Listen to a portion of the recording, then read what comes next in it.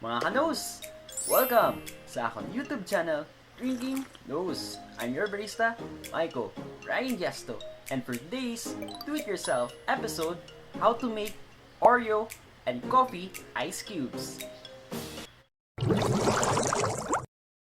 Hi there mga kanos, I have here ingredients on how to make coffee ice cubes and also Oreo ice cubes. Pwede po yung black coffee, but for me, I want to try na ito yung coffee ko 3-in-1. So, unang gagawin natin, so very simple lang po yung ingredients niya. Po is 1 sachet of coffee or black coffee. Next po is hot water. Depende po sa water na preferred nyo. Ako gusto ko medyo half full siya.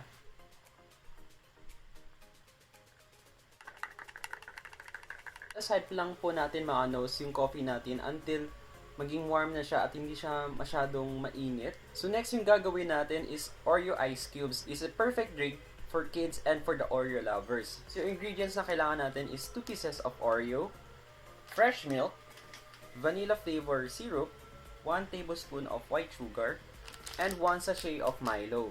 I-crush po natin yung Oreo. By the way mga kanos, nakahugas na po ako ng kamay.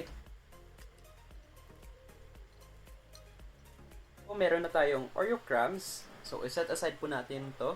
So, gamit po tayo ng fresh milk. Then, add vanilla flavor.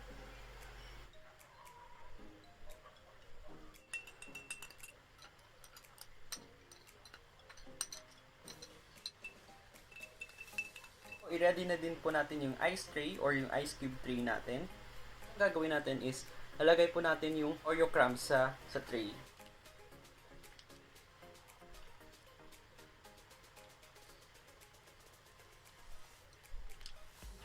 Lagay na po natin yung milk mixture natin. So, gagamitin natin yung spoon para hindi po makalat.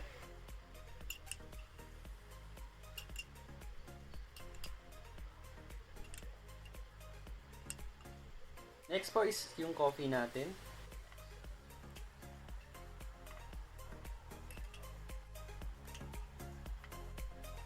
So, lalagay lang po natin sa ref for 3 to 5 hours or much better overnight. Or at least, matigas pa yung ice cubes natin. Tapos kapag ready na yung Oreo ice cubes and also for our coffee ice cubes, lipat lang po natin sa ating glass.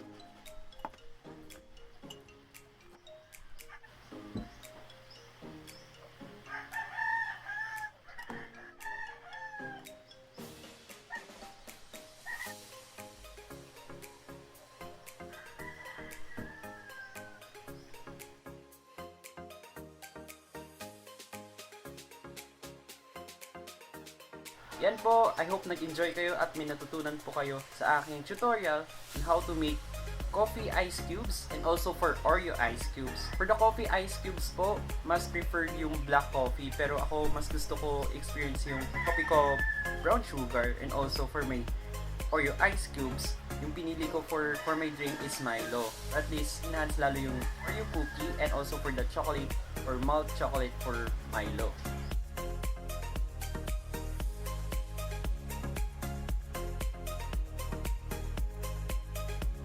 Thank you for watching mga kanos. If you like this video, please do like and share it to one of your friends. And if you're new to this channel, please do subscribe and hit the notification bell icon for more updates and latest happenings for my Drinking Nose channel.